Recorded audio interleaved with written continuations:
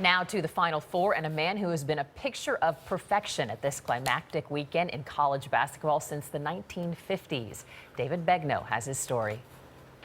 As an official photographer for the NCAA, Rich Clarkson will have a courtside seat in Indianapolis this weekend, photographing the Final Four tournament for the last time. He's done it for 60 years straight. 60 Final Fours. What went into the decision to make this Final Four the final one?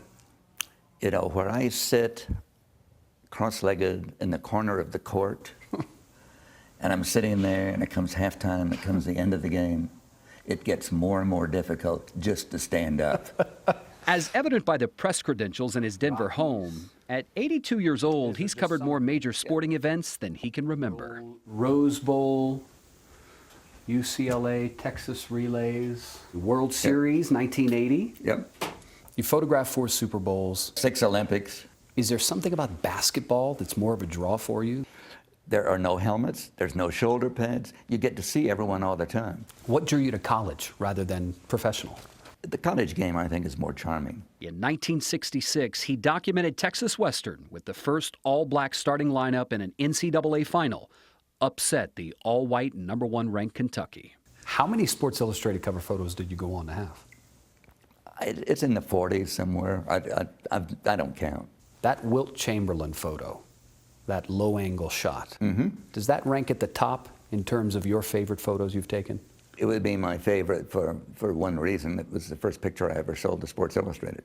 For Clarkson, the challenge in 1956 was how to portray the 7'1" University of Kansas center. So I was having Wilt dunk the ball, which is what he was most famous for.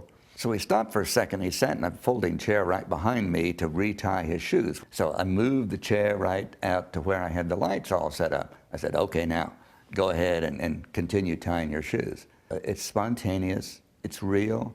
It was beautifully lighted. So the very first picture I ever sent to Sports Illustrated, they published kind of big. Impressive, but just the beginning. You're director of photography for National Geographic magazine from 1985 to 1988. Yep.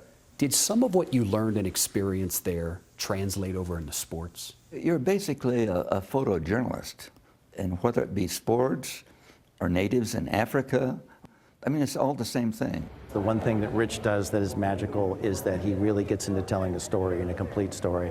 Sports Illustrated's John McDonough, one of 83 credentialed photographers at this year's Final Four, understands why Clarkson's work is worthy of the gallery exhibit the NCAA is hosting. Did you ride with us on the plane? Yeah. Yeah, you went up with us. Yep. It was 1952, and Clyde Lovellette was playing for the University of Kansas when the team won the NCAA championship.